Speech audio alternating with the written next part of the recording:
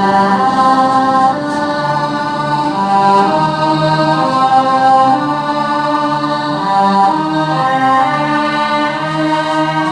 gente, hoje nós vamos fazer um vídeo sobre o julgamento de Jesus.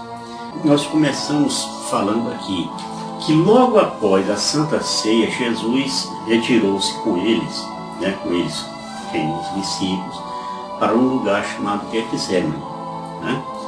Então, nesse local, que fica lá no Monte das Oliveiras, Jesus disse a eles: chegou a minha hora, o Filho do Homem vai ser entregue nas mãos dos pecadores. Está em Mateus 26, no versículo 45. Então Jesus ainda estava falando quando veio Judas, com a multidão armada de espada, de cacete e tudo, que foi enviada pelos príncipes, dos sacerdotes e pelos anciãos do povo. Então, nesse momento, os discípulos abandonaram Jesus e fugiram. Fugiram todos, perderam até as calças. Os que haviam prendido Jesus levaram à casa do sumo sacerdote Caifás. A gente vai falar desse moço já. Então, lá na casa desse sumo sacerdote estavam reunidos lá os escribas, os anciãos do povo. Lá mesmo, esses príncipes dos sacerdotes, todo o conselho, procuravam um falso testemunho contra Nosso Senhor, a fim de o levarem à morte. Mas diz a Bíblia que não conseguiram. Embora se apresentassem muitas falsas testemunhas, gente ali tentando falar qualquer coisa, e até que por fim apresentaram lá duas testemunhas que disseram, este homem disse: posso destruir o templo de Deus e reedificá-lo em 3 dias. Mateus 26, 61. Foi nesse momento que levantou-se o sumo sacerdote e perguntou a Jesus: nada tens a responder ao que essa gente depõe contra ti? Então Jesus permanecia calado. E aí o Caifás, assim meio exaltado, já meio nervoso, ansioso, disse, olhando para Jesus: por Deus vivo, conjuro-te que nos diga se és o Cristo, Filho de Deus. E aí Jesus respondeu: sim. Além disso, eu vos declaro que vereis doravante o Filho do Homem sentar-se à direita do Todo-Poderoso e voltar sobre as nuvens do céu. Quando Jesus terminou de dizer essas palavras, Caifás rasgou as suas vestes, que era um costume deles, quando se sentiam indignados, e começou a exclamar: que necessidade temos ainda de testemunhas? Acabastes de ouvir a blasfêmia. Qual o vosso parecer? Perguntou ele lá, se dirigindo ao conselho. E eles responderam: merece a morte. Então cuspiram-lhe na face e bateram com os punhos em Jesus e deram-lhe tapas, dizendo: adivinha então, ó Cristo, quem te bateu? E aí foi essa coisa toda acontecendo. Então, chegando amanhã, todos os príncipes dos sacerdotes e os anciãos do povo reuniram-se lá em conselho para entregar Jesus à morte. Amarraram Jesus e levaram ao governador Pilatos. Pilatos começou o seu interrogatório perguntando: és o rei dos judeus? E Jesus respondeu a ele: sim. Enquanto estava com o governador, Jesus nada respondia às acusações dos príncipes dos sacerdotes e aos anciãos, mas respondeu a Pilatos. Então perguntou-lhe Pilatos: não ouves todos os testemunhos que levantam contra ti? Mas aí acontece que, para admiração do governador, Jesus não quis responder a nenhuma acusação deles. E aí vemos quem foi esse sumo sacerdote Caifás. Pois bem, gente, Caifás foi sumo sacerdote no tempo de Jesus. Ele foi citado 9 vezes no Novo Testamento, no Evangelho de Mateus, de Lucas e de João. também ele foi citado no Atos dos Apóstolos, não foi citado em Marcos.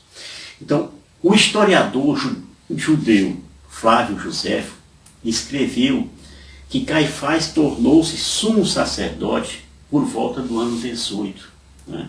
E ele foi nomeado pelo Valério Grato, e depois foi deposto por Vitélio em 36. Então ele passou 18 anos governando a Judéia, certo?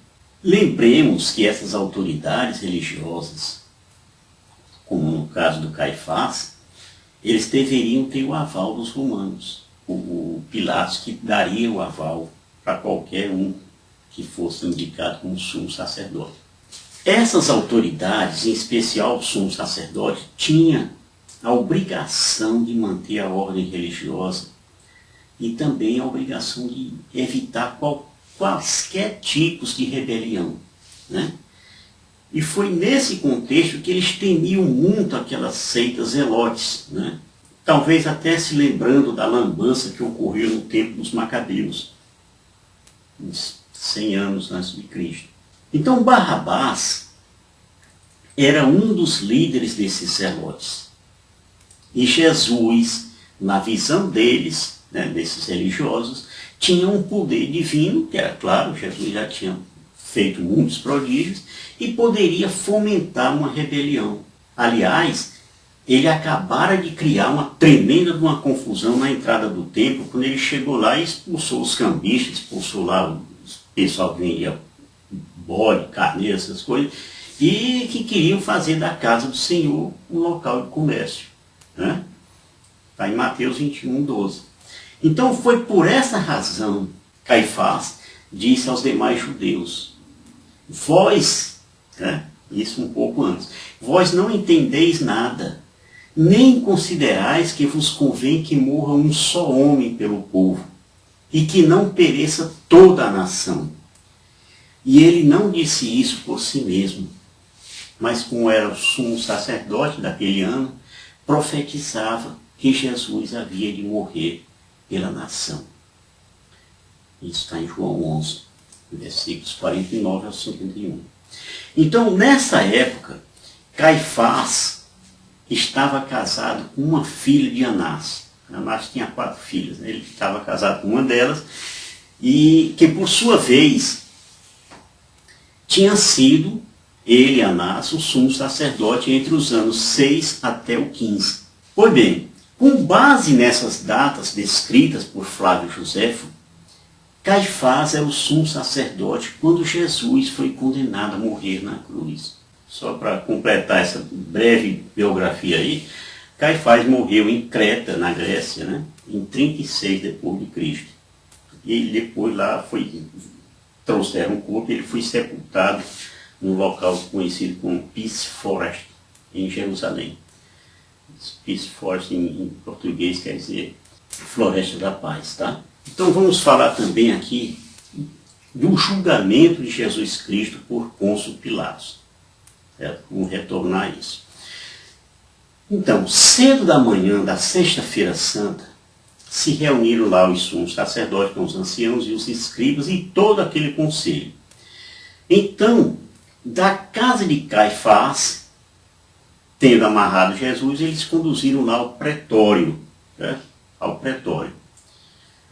O pretório eu vou colocar rapidamente aí o que é que significa pretório, certo? E chegando lá no pretório, eles entregaram Jesus a Pilatos. Os judeus, no entanto, não entraram lá nesse pretório, por quê? Para não se contaminarem, eles tinham essas coisas, né? E se não se contaminando, eles também poderiam comer a Páscoa naturalmente, né? sem estarem contaminados. Por quê? Porque eles entendiam que entrar no pretório seria uma infringência da lei, certo? Entrar no território pagão. Por isso, Pilatos saiu do pretório para se encontrar com eles, né? E quando saiu e encontrou, perguntou: que acusação trazeis contra esse homem? E aí eles lá, tudo com a cabeça erguida e tal, disseram: temos encontrado este homem excitando o povo à revolta proibindo pagar impostos ao imperador e dizendo-se Messias e Rei. Isso aí a gente vê claramente a malícia desse povo, né? Por quê? Porque na hora que eles falaram que Jesus estava incitando o povo à revolta, eles estavam dizendo assim, olha, vai criar confusão, vai criar problema para o imperador romano. Então Pilatos disse para eles, tomai e julgai vós mesmos segundo a vossa lei. Mas aí eles responderam, se este não fosse malfeitor, não teríamos entregues a ti. Além do mais, não nos é permitido matar ninguém. Por que não é permitido? Porque esse poder só era dado aos romanos, né?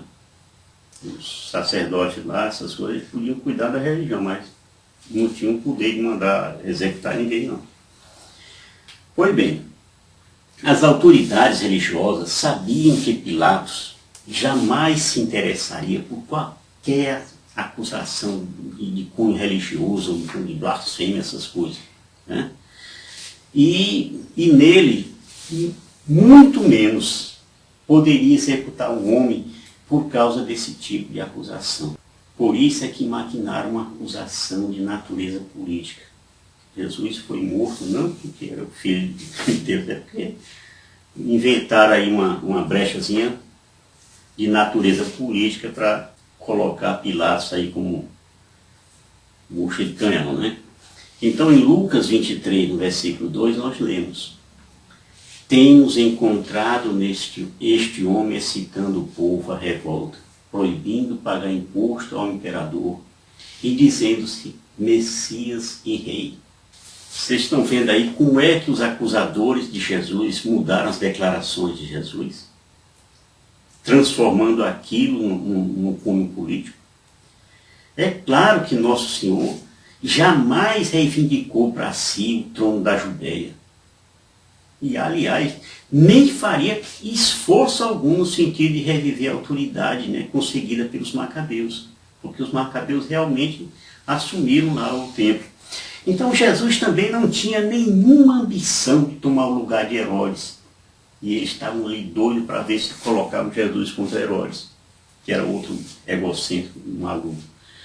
O fato é que Pilatos não tinha como saber disso. Pilatos era um homem que estava cuidando administrativamente lá daquele território e não tinha como ficar sabendo se Jesus era isso ou se era aquilo. Então Pilatos entrou no pretório e chamou Jesus e perguntou: és tu o rei dos judeus? E aí Jesus respondeu: dizes isso por ti mesmo ou foram outros que tu disseram de mim? Aí Pilatos disse para Jesus: acaso eu sou judeu? A tua nação e os sumos sacerdotes entregaram-te a mim. Que fizestes? E aí Jesus respondeu: o meu reino não é deste mundo. Se o meu reino fosse deste mundo, os meus súditos certamente teriam pelejado para que eu não fosse entregue aos judeus. Mas o meu reino não é deste mundo. E aí então perguntou Pilatos a ele: és portanto um rei? E aí Jesus respondeu: sim, eu sou rei. É para dar testemunho da verdade que nasci e vim ao mundo. Todo o que é da verdade ouve a minha voz. Aí Pilatos perguntou: o que é verdade? E, gente, verdade não é fácil de descrever não, tá? Nem de conceituar. Então, veja bem, a estas palavras, Pilatos perguntou a Jesus se ele era um galileu. E quando soube que Jesus era galileu, né, porque tinha crescido lá em Nazaré, e Nazaré fazia parte da Galiléia, ele rapidamente enviou o assunto para Herodes Antipas, né? Por quê? Porque o Herodes era quem comandava a tetrarquia, lá da qual a Galiléia fazia parte, né? Então Herodes, justamente naqueles dias, ele estava lá em Jerusalém. Por quê? Porque estava se aproximando a Páscoa, e Herodes era um que sempre frequentava o templo nessa época. Vamos abrir aqui um parêntese neste momento para falarmos do encontro de Jesus com o rei Herodes Antipas. Então o Evangelho de Lucas, no capítulo 23, diz lá que Herodes alegrou-se muito em ver Jesus, pois de longo tempo desejava vê-lo, né, por ter ouvido falar dele, das muitas coisas que Jesus fez, e que ele esperava presenciar algum milagre. Esse mesmo Herodes foi quem mandou decepar a cabeça de João Batista. Pois bem, então Herodes dirigiu algumas perguntas, mas Jesus não respondeu nada, né? Porque via que ali só tinha bobagem, né? Contudo, lá estavam, no meio ali, junto com Herodes, os príncipes dos sacerdotes e os escribas, para reforçar essa acusação contra Jesus. E o tempo estava correndo, tinha que ser antes da Páscoa.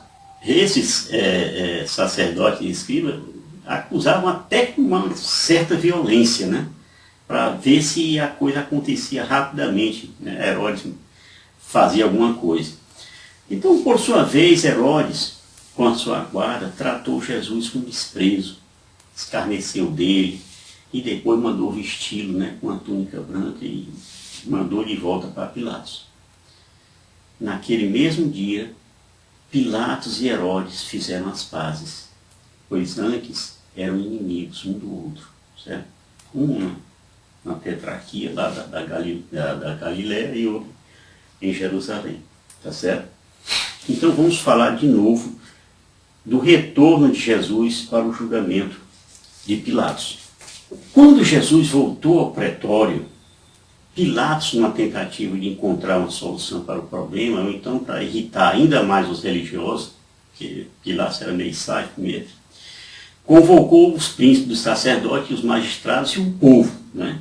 Juntou todo mundo e disse assim: olha, apresentastes-me este homem como agitador do povo, mas interrogando eu diante de vós, não o achei culpado de nenhum dos crimes de que o acusais. Nem tampouco Herodes, pois nulo devolveu. Portanto, ele nada fez que mereça a morte. Por isso eu vou soltá-lo e depois o castigar. Eles insistiam fortemente na acusação e diziam lá para Pilatos, para amedrontar Pilatos, né? Ele revoluciona o povo, ensinando por toda a Judeia, a começar da Galiléia até aqui. Revoluciona o povo, que tal? Pilatos saiu de novo e foi ter com os judeus, dizendo: não acho nele crime algum. Mas é costume entre vós que pela Páscoa vos solte um preso. Quereis, pois, que eu vos solte o rei dos judeus? Olha o sarcasmo do Pilatos, né? O rei dos judeus, né? Ali os religiosos ficaram loucos. Mas os judeus todos gritaram e disseram: não, a este não, mas a Barrabás. E Barrabás era um salteador, um assassino. E Pilatos então perguntou outra vez a Jesus: nada respondes? Vê de quantos delitos te acusam. Mas Jesus nada mais lhe respondeu, de modo que ele ficou muito admirado. Esse silêncio fora até mesmo profetizado pelo profeta Isaías, né? Você lembra dessa passagem, Isaías 53, no versículo 7 e 8, que diz assim: foi maltratado e resignou-se, não abriu a boca, como um cordeiro que se conduz ao matadouro e uma ovelha muda nas mãos do tosqueador. Ele não abriu a boca. Por um iníquo julgamento foi arrebatado. Quem pensou em defender sua causa quando foi suprimido da terra dos vivos, morto pelo pecado de meu povo? Então Pilatos, porém, ainda tentando achar um meio de soltar Jesus, falou de novo para eles lá. Mas eles não quiseram saber e gritar todos juntos, né? Os zelotes, os religiosos, malucos, o povo também induzido por aquilo: crucifica-o, crucifica-o. E Pilatos, ainda pela terceira vez, interveio. Mas que mal fez ele, então? Não achei nele nada que mereça a morte. Irei, portanto, castigá-lo e depois o soltarei. Mas eles todos, já, a multidão toda já louca, reclamava em altas vozes que Jesus fosse crucificado. E Pilatos pronunciou então a sentença que lhes satisfazia o desejo. Soltou Barrabás, né? Aquele que eles reclamavam e que havia sido lançado ao cárcere por causa de um homicídio, de uma revolta, né, que aconteceu lá em Cafarnaum. E depois entregou Jesus à vontade deles. Depois disso, gente, Pilatos mandou flagelar Jesus. Quantas vezes nós mesmos, em nossos momentos de desespero, preferimos um Barrabás da vida a Jesus? Preferimos condenar o inocente apenas por uma conveniência momentânea. Como é que se deu a escolha de Barrabás para o indulto? Era costume que o governador soltasse um preso a pedido do povo em cada festa da Páscoa. Havia naquela ocasião um prisioneiro famoso, como eu já disse, chamado Barrabás. Por quê? Porque era o líder dos zelotes. E Pilatos, então, dirigiu-se ao povo reunido, né, perguntando: qual quereis que eu vos solte? Barrabás ou Jesus, que se chama Cristo? E aí diz a Bíblia que Pôncio Pilatos sabia que as autoridades religiosas judias tinham entregue Jesus por inveja, por pura inveja, né? Mas voltando ao julgamento de Pilatos. Os príncipes dos sacerdotes, os anciãos, eles persuadiram o povo, né, que pedisse a libertação de Barrabás e fizesse, por conta disso, que Jesus morresse. O governador tomou então a palavra, dizendo lá: qual dos dois quereis que eu vos solte? Perguntou lá para a multidão, né? Pilatos fez essa pergunta porque tinha autoridade para usar um dispositivo chamado privilegium pasquale, né? E aqui vamos abrir um parênteses. É do conhecimento dos historiadores que os romanos e os gregos costumavam soltar prisioneiros durante os períodos de festividade e nos aniversários de seus imperadores, né? Então, voltando ao caso, responderam os presentes àquele julgamento injusto, imundo, especialmente os zelotes que estavam ali, aos quais pertencia Barrabás. Então essa multidão, instigada lá pelos sacerdotes judeus e pelos zelotes, gritavam: queremos que solte Barrabás. E o governador tornou a perguntar, talvez até se deliciando com aquela palhaçada toda que estava acontecendo: mas que mal fez ele? E aquela gente, sem saber direito o que estavam fazendo, gritava ainda mais forte: seja crucificado. E aí foi Pilatos, viu que nada mais adiantava ganhar tempo ali, não ia adiantar nada. Não que ele minimamente estivesse preocupado com a inocência de Jesus, ou com a culpa, ou seja, o que for, mas que, ao contrário, o tumulto ali parecia que estava crescendo, então ele queria acabar logo com aquela situação. Então fez assim, pediu água lá e lavou as mãos, né? Ele lavou as mãos lá diante do povo e disse: eu sou inocente do sangue deste homem. Isto é lá convosco. Mas aquele povo, meio alucinado, né, respondeu: caia sobre nós o seu sangue, sobre os nossos filhos. Olha, tem duas passagens que eu vou colocar aqui para você ver, ler depois, por que tem essa expressão: caia sobre nós o seu sangue, sobre os nossos filhos, tá? Porque é uma coisa meio terrível. Então, não podendo fazer mais nada, Pilatos libertou então Barrabás e mandou açoitar Jesus e entregar ele para que fosse crucificado. Então, Jesus foi julgado culpado, né? E qual foi a culpa de Jesus? A culpa é chamada de crimen laci majestatis, ou seja, crime de alta traição. Talvez você nunca tenha ouvido falar nisso, né? Traição a quem? No caso, a majestade romana, né? O rei, os imperadores romanos. A verdade é que Pôncio Pilatos lavou as mãos, mas não lavou o seu coração de toda a sujeira quando entregou Jesus. a quem ele mesmo dissera que era inocente. Por isso ele condenou a si mesmo. Tá certo?